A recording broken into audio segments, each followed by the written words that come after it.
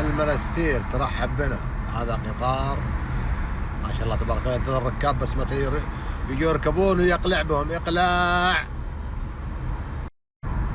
الأجواء في المنستير جميلة، والعلم التونسي في كل مكان.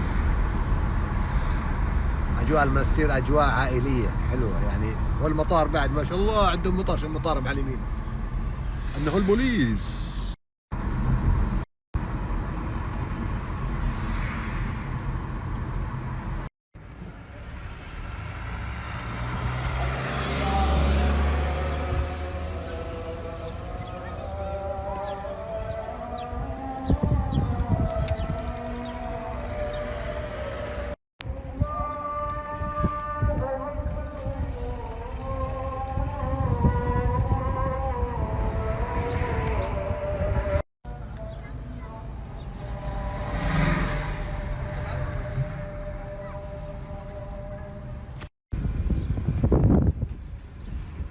هذا مدخل الرباط.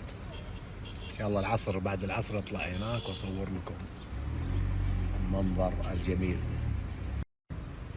جولة في وسط المنستير. هذه الحديقة في وسط البلد يطل على الرباط، رباط المنستير، كذلك على ضريح بورقيبة، ضريح الحبيب بورقيبة. شوف شلون. هذه هي قلعة الرباط المطلة على البحر الأبيض المتوسط. ما شاء الله اليوم بما انه ويكند الناس شوف شلون يتوافدون على هذه الساحة. والأجمل والأروع هي إطلالة الشاطئ المنستير.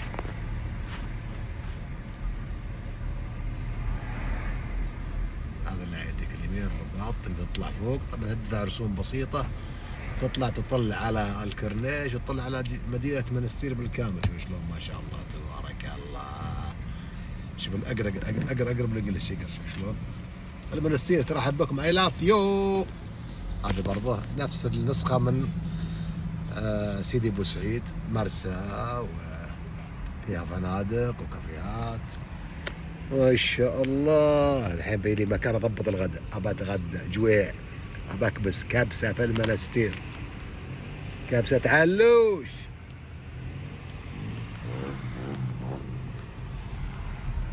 يلا بس وين المكان الزين؟ وين المكان اللي نحط الرحال فيه؟ الله يرزقنا بمكان زين. شوف الشاطئ كيف يلمع يلمع يلمع، يبرق يبرق يبرق يبرق. شوف شلون طلعت قلعة الرباط. شوف كيف فوق هنا تتفرج على هذا المنظر الجميل. حياة المنستير، حياة حياة. الحي يحييك والميت يزيدك غبا، نشهد. شوف شلون. شوف الشاطئ بس. لا ترى المرة الأولى يوم أجي كان في هنا شغل ترتيبات وأعمال صيانة. الحين مضبطينها، يعني أموركم في سبتيك يا المنستير. هذه فنادق كلها ترى فنادق جميلة ومطلة على البحر. شوف شلون زحمة يا دنيا، زحمة زحمة وتاخذ ضايب على شواطئ المنستير. البلاصة هذه محلاها. شوف المسجد شلون مطل على البحر. هذه كلها شقق تؤجر مطلة على المرسى. ما شاء الله يا سياح. شوف المطعم ده شلون مليان. شوف جميلين.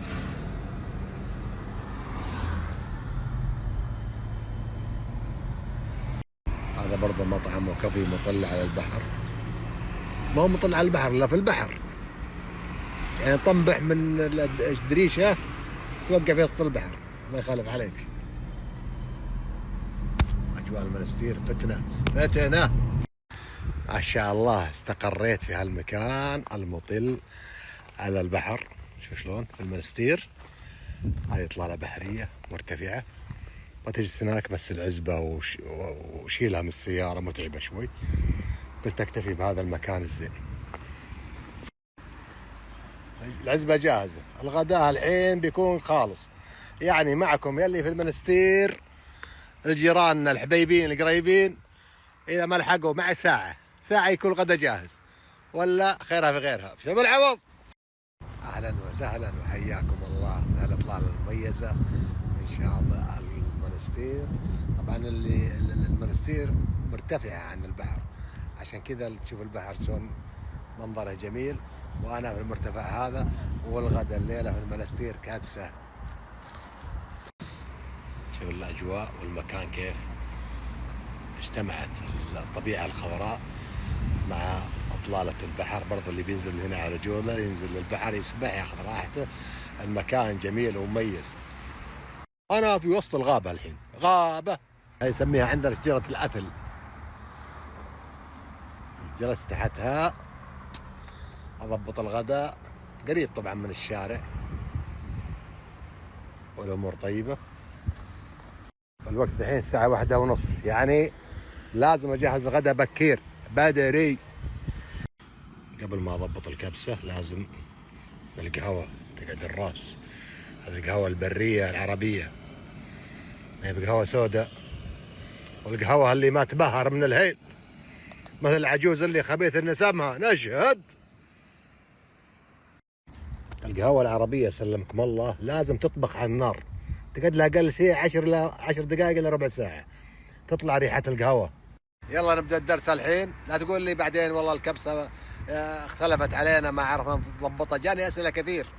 أعلمكم الحين الكبسة الأول اللي سويتها في عين دراهم مسلوك. هذه الكبسة بالبصل والطماط، لأني في المنستير وعلى هالجو الزين نبينا شيء يعني يكشن، يطلع ريحته فايحة، يوسع الصدر مع القهوة والأمور الطيبة. البصيلات مع الفلفل الرومي عشان تكشن مع الزيتون. يطبخ يطبخي يعني ما يطبخ غير القهوة الطيبة. كذا القهوة العربية الأصيلة البرية جاهزة. شوف شلون شقرشة مبهرة بالهيل والزعفران والأمور الطيبة، ويا زين الزين. وهذا التمر سلمكم الله تمر خلاص مجروش، يسمى مجروش على هالإطلالة المميزة. هذا المكان الزين، ما اسمع صوت العصافير تزقزق. ونبدأ في الشغل الزين الحين. اديله صوتكم الريحة شموا اللي انا قاعد اشم. بعد ما يتقمر البصل حط الطماط، وبعد ما نصل اللحم حطه في الزدر. اذا حطيت الماء حط البهارات وبعدها الملح وبعدها الامور طيبة. يسمونها الظاهر توابل، انا نسميها بهارات، يعني امور طيبة تطيب النكهات الاكل. طبعا نصيحة محب، اي واحد يطلع يكشف زي كذا في البر او على البحر زبايله ياخذها معه، ما يخليها. هذه الزبايل من يسمونها دشه دشيه الظاهر انك يسمونها دشيه. زين تاخذها معك ترميها في اي زباله. شوف انا معي شلون، جايب كيس زباله معي من السعوديه، جايب معي سلمكم الله الاشياء النظافه، لانك اترك المكان كما كان او احسن مما كان.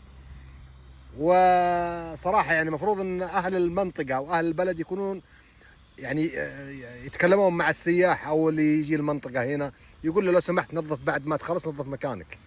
لا تتغاضون، لا تستحون منهم، لان دائما الواحد اذا جاء ورمى اوساخه وراه هذا يعتبر سيء جدا، ويسيء الطبيعه ويسيء المكان ويسيء نفسه.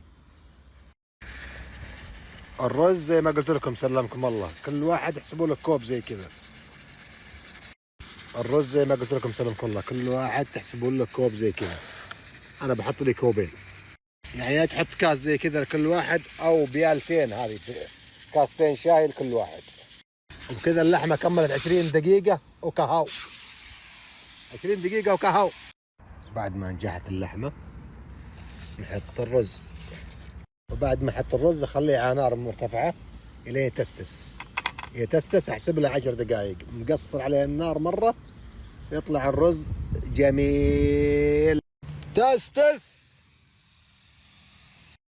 ما شاء الله. كذا الكبسة السعودية على شواطئ المنستير جاهزة. شوف حبة الرز شلون، شوف ناجحة. أنا بفطر فطور الظهر وأنتوا اذكروا الله، قولوا ما شاء الله تبارك الله. شوف الشاي شلون، يا سلام.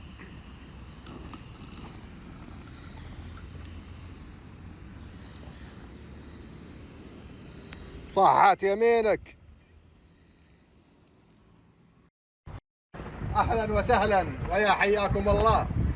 أجمل تحية لكم وللعلم التونسي من أعلى قمة في المنستير وهو رباط المنستير. تحياتي لكم. لتحية